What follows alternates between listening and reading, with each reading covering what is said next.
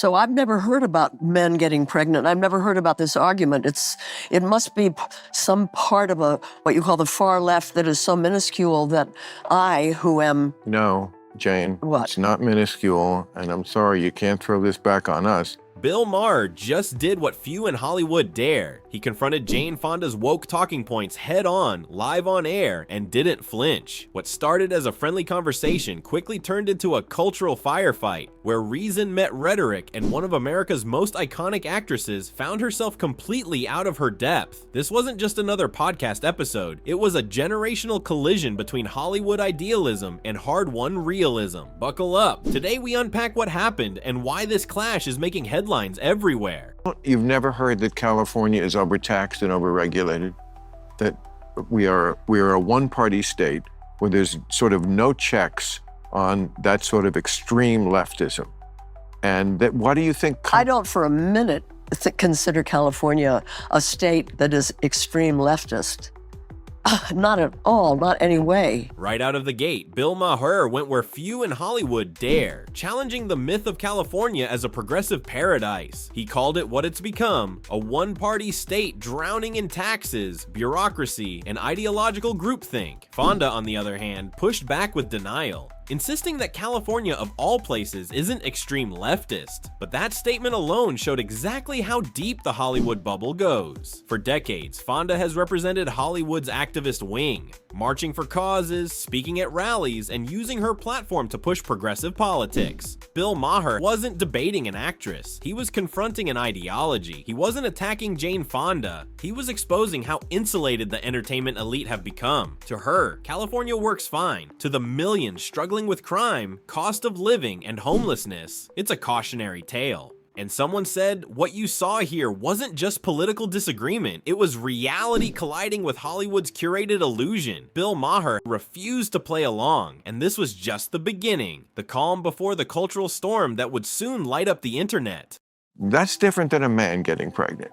And the way they sort of insist on blurring that line is if that's some sort of reasonable social cause, as opposed to just being for having full rights, respect, and protection for trans people. We get that. That was the first real crack in the calm. Jane Fonda wasn't just pushing back, she was defending an entire worldview, but Maher's patience had limits. He spent years warning that the far left's self-righteous excesses are alienating voters, and this was his moment to say it straight. In one breath, Fonda insisted the problem was the right-wing media. In the next, Maher pointed out that the left's denial was doing the right's work for them. No shouting, no cheap shots, just precision and perspective. Some TV hosts claimed Bill Maher has the courage to say what Hollywood won't. He calls out his own side's hypocrisy because he actually cares about truth over tribe. And that's why his words sting. And that's what made this moment so charged. Maher wasn't trying to win a debate, he was forcing Hollywood to look in the mirror. It was reason versus rhetoric. And for once, reason didn't blink. But Maher was just getting started, because the next question about gender and biology would send this conversation into uncharted territory.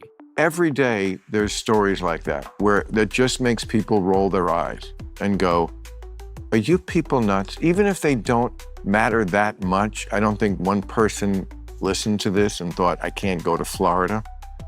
But they just suggest something to the average person, which I completely understand, which is, wow, do you people ever find anything that's ridiculous? Do you really think men can get pregnant? You know, that kind of stuff. And I understand that a trans woman can get pregnant. That's different than a man getting pregnant. And the way they sort of insist on blurring that line is if that's some sort of reasonable social cause, as opposed to just being for having full rights, respect, and protection for trans people. This was the moment the air left the room. Maher didn't raise his voice. He simply asked a question that's divided America's dinner tables for years. For Jane Fonda, long used to applause on talk show couches, it was unfamiliar territory, a real challenge with no studio safety net. When she brushed it off as not something most people believe, Bill Maher doubled down. He wasn't mocking trans people. He was calling out the cultural overreach that turns debate into dogma. To him, this wasn't about gender identity, it was about honesty, science, and the shrinking space for common sense. Even Joe Rogan said Maher's not saying anything hateful. He's saying stop pretending reality is negotiable. You can support people's rights and still admit what's biologically true. And that's exactly the distinction Maher was drawing. Respect is one thing, reality is another. When activism demands you deny basic biology to prove compassion, that's not progress, that's pressure. Maher's calm tone made it sting even more. For Maher, this wasn't about winning an argument, it was about reclaiming honesty. And for Jane Fonda, it marked the point where conviction met contradiction, live on camera. Because you are locked into media that just never wants anyone in their audience to know anything sketchy about the blue team. Well, and that's I mean, I don't know. I read 2 papers, and maybe I don't. I should watch Fox News. No, I guess. I don't watch that. That's too far. That brief, awkward laugh said more than a dozen talking points ever could. For a moment, Jane Fonda, Hollywood's lifelong activist, dropped the script. Bill Maher's quiet challenge pierced the comfort zone she'd lived in for decades. He wasn't teasing her, he was describing the echo chamber that keeps America's conversations divided. Maybe I should start watching Fox News, she joked. But behind the humor was a rare flash of honesty, an acknowledgement that she hadn't been hearing the full story. Bill Maher didn't gloat, he simply nodded, letting the silence hang in the air. That's what makes his interviews different. He creates space for the truth to appear naturally. No shouting, no scoring points, just a mirror held up to one of Hollywood's most recognizable faces. It wasn't an argument, it was a realization that even in Hollywood, sometimes the hardest thing to face is the sound of your own bubble bursting. I understand where the desire to do something about a police force that all too often is willing to shoot Black people. But defund the police, I knew was a very bad political slogan. Yeah, I mean, there's a lot we could unpack there, but that certainly has been the history of this country, was police who were all too willing to shoot Black people. So defund the police, though, was not a good idea. And you know who mostly didn't think it was a good idea was Black people, because they want police in their neighborhoods, probably more than we need them in ours. This exchange cut deeper than politics. Bill Maher wasn't attacking the cause. He was pointing out the cost of bad messaging. Fonda tried to explain that the slogan was meant as reform, not abolition, but Maher wouldn't let it slide. He argued that words carry weight, and the left had chosen a phrase that alienated the very communities they claimed to champion. So, but the Republicans tried to catch the Democrats with this, and they put this on, they brought it up in Congress, and all the Democrats voted against it. The Democratic politicians were not for defunding the police.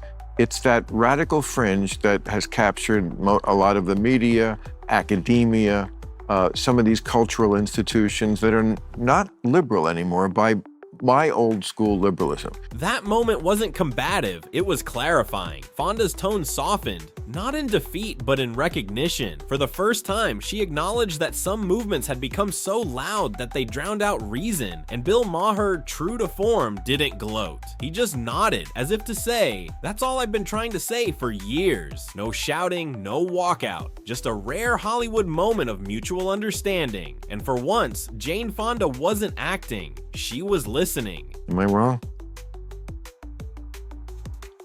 I don't, you're so different than me that it's hard for me sometimes to even understand what you're talking about. Really? So we must have a lot in common. I don't think we do. Really? No. Boy. Except that tequila's really good.